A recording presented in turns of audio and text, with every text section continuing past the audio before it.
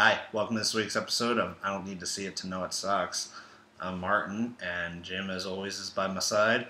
And this week we're going to be reviewing. The Bourne Recall.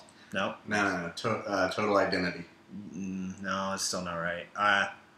They're both the same movie anyway. But this week we're going to be reviewing Total Recall. Get ready, because we're also going to be reviewing the new Bourne movie soon. Yeah. How come in the movie Recall is spelled with a K, but the actual movie it's spelled with a C? It's because they're idiots. Anyway. I'll buy that. Yeah, I would too. Total Recall's probably going to do well. I mean, the trailer looked pretty cool. It's a summer movie blockbuster, and it's a reboot, so it's got a built-in audience. It's probably not going to fail. But I have a gripe with any reboots of films that, really don't need to be rebooted. They happen all the time. We've reviewed a few of them this summer. And Colin Farrell really has been the flag carrier for reboots. I mean, rebooted a TV show with Miami Vice. He's rebooted Fright Night, and now he's part of Total Recall. I mean, Fright Night was pretty good. Yeah, it was. And you know why it was good? It's because it had David Tennant. That's the 11th Doctor's screwdriver, though. The one time I can mention Doctor Who on this show, and you go and fuck that up for me. Thanks a lot, Jim. I mean, you're the one that fucked it up. Thanks, Jim. Really appreciate that. Thank you. Get it right. Fuck off. Anyway, we're going to be talking about Total Recall and, my thoughts on reboots.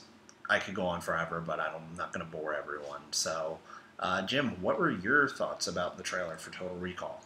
Well, I mean, aside from the Recall of the K thing, here's the thing. There's like that great scene with the car chase, and they're in flying cars. Yep. And then they drop down and they land on some not flying cars. Uh-huh. Why do they have non-flying cars? I don't know. It's the future. Maybe some people can't afford them. It's a good point.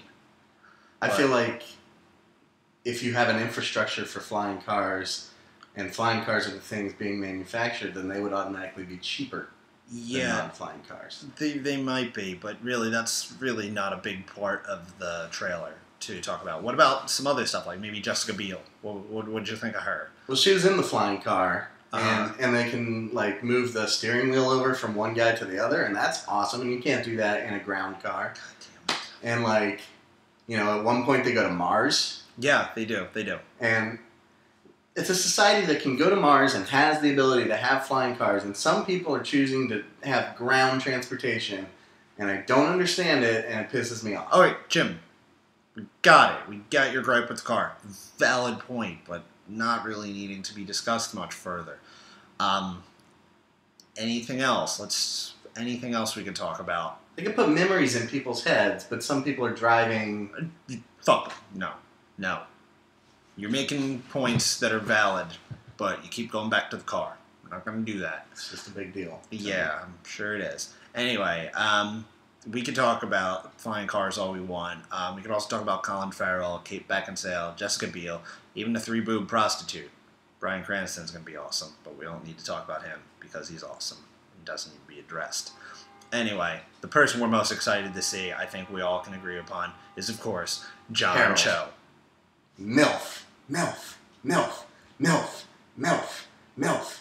MILF.